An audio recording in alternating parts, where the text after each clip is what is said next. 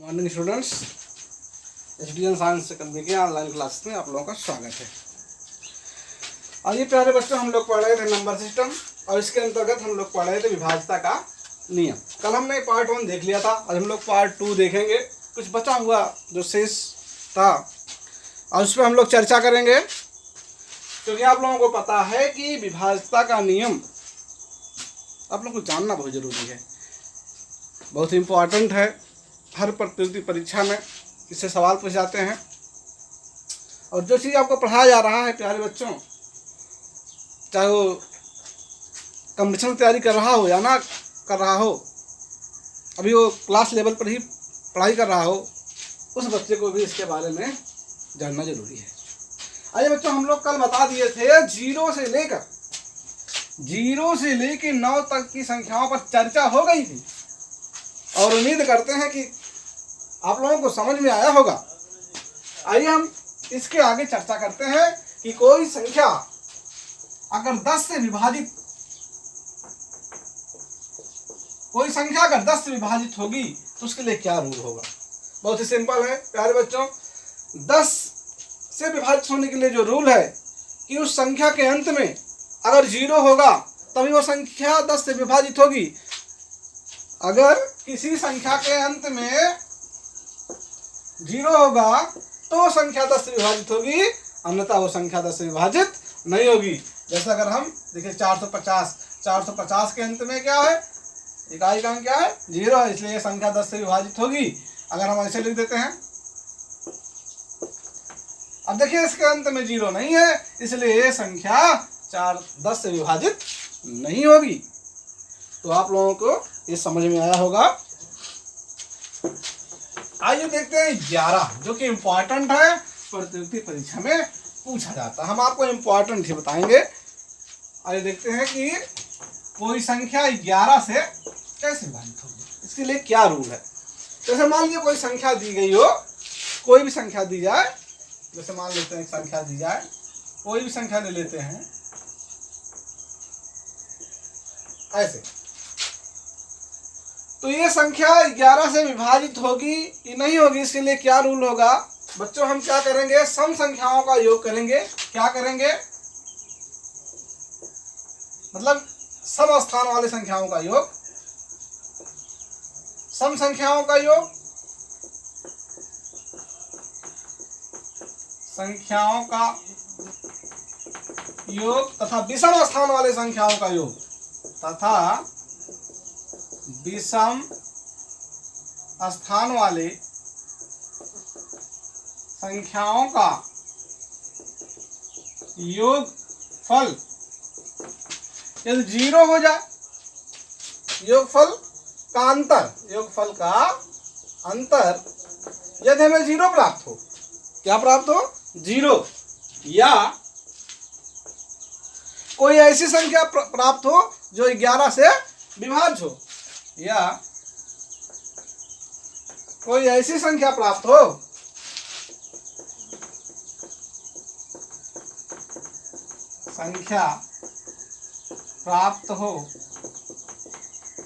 जो 11 से विभाज्य हो, तो संख्या 11 से जरूर विभाजित होगी। आइए इसको चेक करते हैं, ये 11 से विभाजित है कि नहीं है। पहले हम सम संख्याओं का योग लिखेंगे। ऐसे देखिए एक अंक छोड़ के, जैसे यहाँ से लेते हैं 4, देखिए एक अंक छोड़ के इसको अब इसके बाद है नहीं आगे, तो क्या है, यहाँ पर 4, यहाँ पर 8, यहाँ पर 6, कितना योग आ गया इसका, देखिए 8, 4, 8, 4, 12 और 6, 18। और यहाँ देखिए क्या है बच्चों, ये देखिए 5, फिर 4, फिर 5, फिर 5, 4, फिर 5, कितना आ गया बच्चों इसका योग, 14 आ गया। अगर इनका हम अंतर करते हैं, क्या करते हैं बच्चों, अंतर करते हैं, अब अंतर कितना आ जाएगा, 4 आ जाएगा। अगर अंतर 0 आया होता तो ये संख्या 11 से विभाज्य होता। यदि कोई ऐसी संख्या आती, जैसे 11 आ जाता, अंतर इसका 22 आ जाता, तो ये पूरी संख्या 11 से विभाजित होती। लेकिन चूंकि अंतर देखिए यहाँ पर 4 आया है, इसलिए ये संख्या क्या होगा, 11 से विभाजित नहीं होगा। एक संख्या और हम लिखते हैं, आइए समझिए भाई समझिए। एक है देखिए, छोटी संख्या हमने ले लिया, हमें देखना है कि ये क्या है, संख्या 11 से विभाज्य। देखिए क्या करेंगे, यहाँ शुरू करेंगे, यहाँ दो भाई कमी संख्या है, तो सम संख्याओं का जो योग आ जाएगा 4 धन 1 बराबर 5, और विषम स्थान वाले संख्याओं का योग क्या आ जाएगा, 0 धन 5 बराबर 5। इनका अंतर क्या आ जाएगा बच्चों, इनका अंतर आ जाएगा 0, इसलिए ये संख्या क्या होगा, ये संख्या 11 से विभाज्य हो। समझ में आ गया होगा। आइए एक उदाहरण और देखते हैं। एक उदाहरण और देखिए, दिया है 50, अगर कोई संख्या लेते हैं 50 और कितना जो 11 से कटे 36, 86, 48। आइए देखते हैं इसको, देखते हैं क्या यह संख्या 11 से विभाज्य है। तो यहां से देखिए गिनती करते हैं, एक स्थान छोड़ के सम वाले स्थान को लेते हैं। तो सम वाले स्थान पर कौन सी संख्या है बच्चों, 5 है, फिर 3 है, फिर 8 है, फिर 4 है। जोड़ दीजिए कितना हो गया, 5 3 8 8 16 4 20। और यहाँ पर देखिए बच्चों, ये 0, फिर 6 के बाद फिर 6, फिर 8, यानी कि विषम वाले स्थान पर कौन संख्या बच्चों, 0 है, फिर 6 है, फिर 6 है, फिर 8 है। कितना योगफल आ गया बच्चों, 20। इनका अंतर कितना आ गया बच्चों, 0। इनका अंतर अगर 0 आ गया तो इसका मतलब हुआ ये जो संख्या है वो क्या होगा, 11 से विभाज्य। आप लोगों को 11 का रूल समझ में आया होगा। आइए इसके आगे चलते हैं। प्यारे बच्चों देखते हैं 12। अच्छा 12 का हम नहीं देखेंगे, क्योंकि 12 मतलब कोई संख्या 12 से कब विभाज्य होगी, मतलब आपको पता है 4 गुणे 3 गुणे 4 12 होता है। मतलब ये 12 से कोई संख्या विभाजित तब होगी जब वो 3 के भी नियम का पालन करे और 4 के भी नियम का पालन करे। वो आपको हम बता ही चुके हैं। 3 वाले क्या होगा, संख्याओं का योगफल, जो संख्या दिया है उनके अंकों का योगफल अगर 3 से विभाजित हो जाए तो संख्या 3 से कटेगी। 4 वालों में क्या है, अंतिम 2 अंक, यदि 4 से विभाजित हो जाए तो 4 से होगा, तो वही चीज होगा 12 से। इसके लिए ज्यादा आपको समझने की आवश्यकता नहीं है। आइए जो बोर्ड पर जो प्रतियोगिता परीक्षा में पूछा जाता है उसके बारे में चर्चा करते हैं।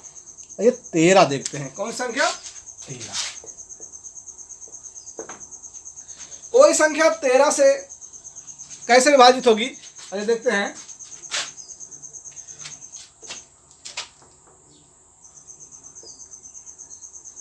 किसी या कोई संख्या, किसी संख्या का अंतिम अंक, किसी संख्या के अंतिम अंक में 4 से गुणा, क्या करेंगे, 4 से गुणा करके शेष बचे हुए भाग में जोड़ने पर यदि प्राप्त संख्या 13 से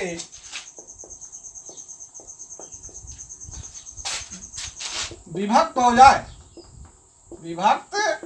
हो जाए तो संख्या 13 से जरूर विभाजित होगी। आइए इसको समझते हैं, उदाहरण के माध्यम से समझते हैं। कह रहा किसी संख्या के अंतिम अंक में, मान लीजिए कोई संख्या दिया है, कोई भी संख्या ले लेते हैं, जैसे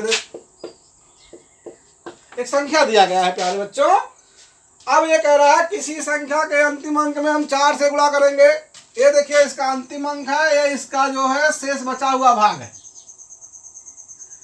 इसमें हम 4 से क्या करेंगे, गुणा करेंगे, और गुणा करने के बाद इसमें जोड़ेंगे। तो आपको पता है जब इसमें 4 से गुणा करेंगे इसका मान कितना आ जाएगा, 4 आ जाएगा। और जब इसमें जोड़ेंगे कितना आ जाएगा, अभी हमें पता नहीं संख्या 13 से कटेगा कि नहीं कटेगा। एक बार प्रक्रिया हम दोबारा अपनाते हैं। फिर इसमें 4 से गुणा, वही काम करेंगे भाई, 4 से गुणा करेंगे, कितना आ जाएगा बच्चों, 28 आ जाएगा। और इसमें जब हम 28 जोड़ेंगे तो 8 1 9 4 2 6, सबको पता होगा 169 क्या है, 13 से विभाज्य है, क्योंकि 13 तरह में 169 होता है। इसका मतलब हुआ जो दी हुई संख्या है ये पूरी संख्या 13 से क्या है बच्चों, विभाज्य है। समझ में आया?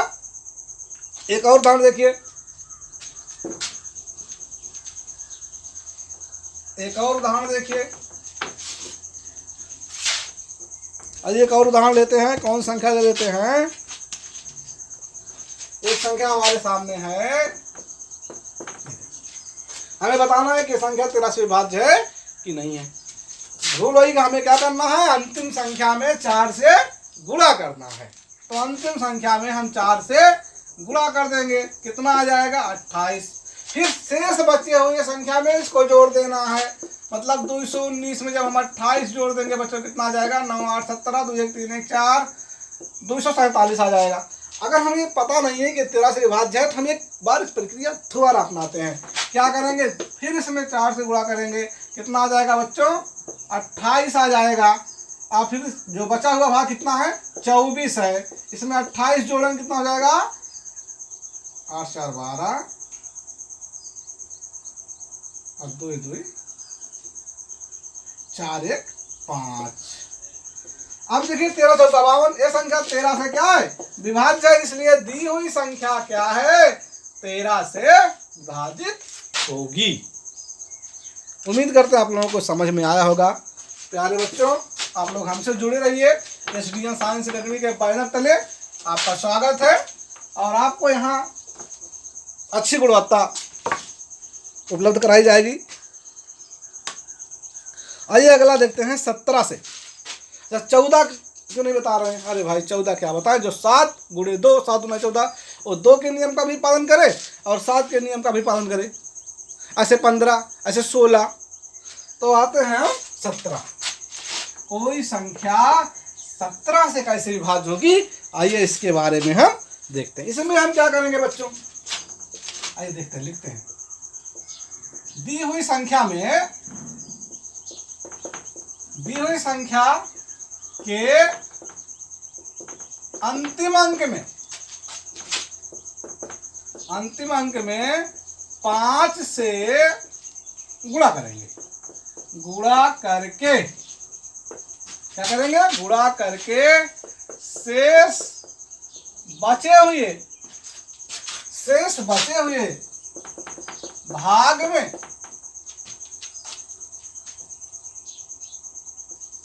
घटाने पर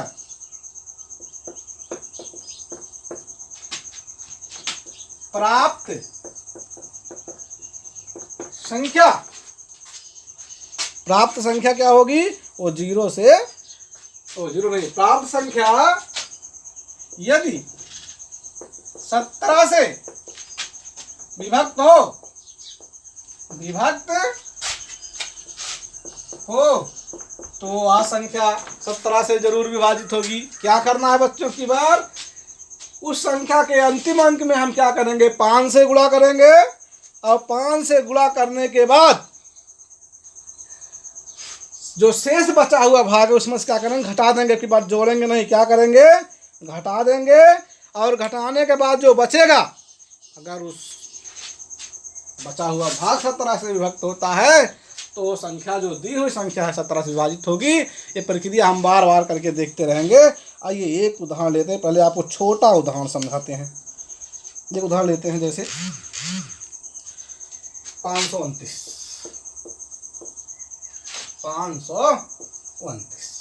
देखते हैं भाई।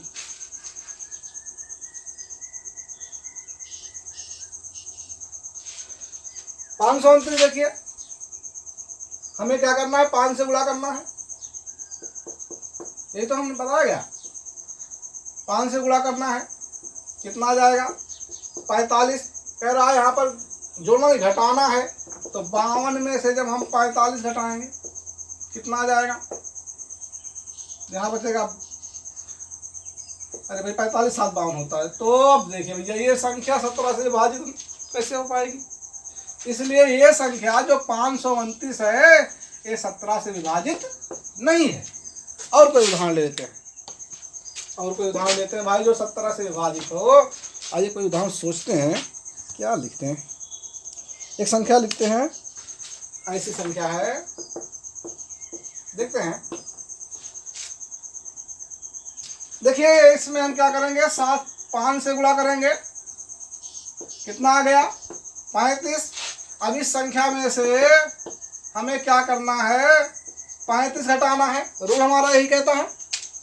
जैसे 35 घटाएंगे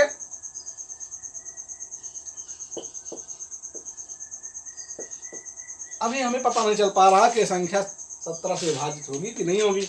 एक बार फिर हम प्रक्रिया अपनाते हैं, फिर 5 से इसमें गुणा करते हैं, 15 आता है। फिर हम इसमें से जो बची हुई संख्या है उसमें से 15 घटाते हैं, हाँ मिल गया 17 तिहाई कितना होता है 51। इसका मतलब ये संख्या 17 से क्या होगा, विभाजित होगा। अगर संख्या 17 से विभाजित होगा तो दी हुई संख्या ये क्या होगा, पूरी तरह से 17 से क्या होगा, विभाजित होगा। आइए आगे चलते हैं।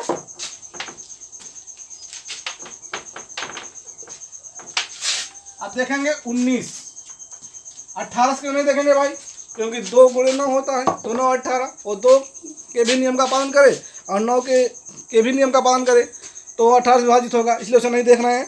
अरे मेन में देख रहे हैं। अब देखते हैं 19,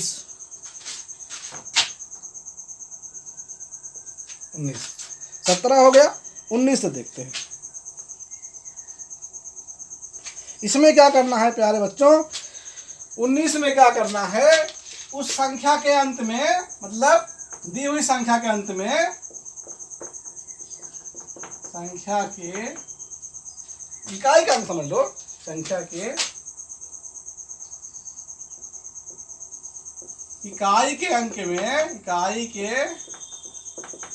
अंक में 2 से गुणा करेंगे। कितने गुणा करेंगे बच्चों, 2 से गुणा करेंगे। कितने से गुणा करेंगे, 2 से गुणा करेंगे। 2 से गुणा करेंगे, गुणा करके शेष बचे हुए भाग में जोड़ने पर प्राप्त संख्या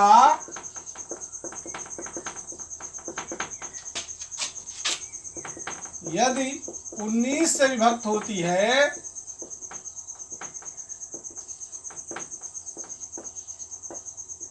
तो समझ जाइएगा पूरी संख्या 19 से विभाजित होगी। आइए एक उदाहरण आपको देते हैं, जैसे लेते हैं 1064, देखते हैं 19 से विभाजित होगा कि नहीं होगा। आइए हम रूल लगाते हैं। पहले क्या करना है, इकाई के अंतिम संख्या में क्या करना है, 2 से गुणा कर देना है भाई। कितना आ जाएगा बच्चों, 8। शेष बचा हुआ भाग हमारा 106 है, 106 में हम 8 जोड़ेंगे, आ गया हमारा 8 7 14, 114। अगर हमें पहाड़ा नहीं पता है तो हम एक बार दोबारा जाएंगे, फिर क्या करेंगे, इसमें 2 से गुणा करेंगे, कितना आ जाएगा 8। इस 11 में 8 जोड़ेंगे, बचे हुए भाग में, बचा हुआ भाग 11 ही तो है, 11 ही तो है भाई, कितना आ जाएगा 19। अब देखो भाई ये संख्या 19 से विभाजित है कि नहीं है, इसलिए ये पूरी संख्या क्या होगी, 19 से विभाजित होगी। एक और आपको बताते हैं, 23, 20 से क्यों नहीं बता रहे हैं, अरे भाई 20 से क्या बताना है, 10 दुनाई 20 होता है, आपको पता है। 21 क्यों नहीं बता रहे हैं, 7 त्रिक 21 होता है। अरे देखते हैं 23, इसका देखेंगे रूल 23। क्या करना है बच्चों, इसमें भी वही करना है कि दी हुई संख्या का जो अंतिम है या इकाई का अंक है, संख्या के इकाई के अंक में की बार 7 से गुणा करता है, 7 से गुणा करके शेष बचे भाग में जोड़ने पर प्राप्त संख्या 23 से विभक्त हो तो समझ जाइएगा पूरी संख्या 23 से विभाजित होगी। इसके लिए एक उदाहरण लेते हैं 529, छोटा उदाहरण लेते हैं भाई 529। क्या करना है, 7 से गुणा करना है। कितने से गुणा करना है प्यारे बच्चों, 7 से गुणा करना है। 7 से गुणा कर दीजिए, कितना आ जाएगा 63। और इसमें क्या कर दीजिए, शेष बचा कितना है 52। इस 52 में क्या कर दीजिए आप 63 को जोड़ दीजिए। क्या करेंगे, 63 को जोड़ देंगे, कितना आ जाएगा। अगर नहीं पता चल पा रहा है भाई, पहाड़ नहीं आदत, एक बार यही प्रक्रिया हम दोबारा अपनाएंगे। इसमें 7 से गुणा करेंगे, कितना आ जाएगा 35। बचा हुआ भाग कितना है 11 में 35 जोड़ दो, कितना आ जाएगा बच्चों 46। अब तो 23 में 46 होता ही है, हाँ होता है, मिल गया भाई। अब इसका मतलब हुआ कि दी हुई संख्या क्या होगी, 23 से विभाजित होगी। एक चीज और आप लोगों को बता दें बच्चों, समझ में आ गया होगा आपको ये रूल। एक चीज और आपको बताते हैं, चाहे तो आप नोट करके लिख लीजिए, नोट करके लिखवा देते हैं भाई, नोट करके लिख लीजिए प्यारे बच्चों। क्या है, यदि 3 अंकों वाली संख्या, नोट करके लिख लीजिए, यदि 3 अंकों वाली कोई संख्या दी गई है और उसकी पुनरावृत्ति की गई है, उसका वो संख्या रिपीट हुई है, तो जैसे एक संख्या आपको हम बताएं,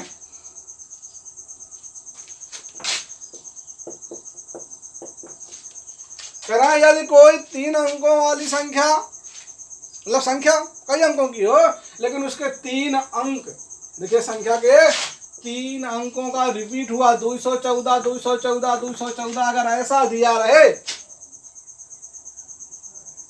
तो ये जो दी हुई संख्या है वो किस से विभाजित होगी, हमें ये बताना है।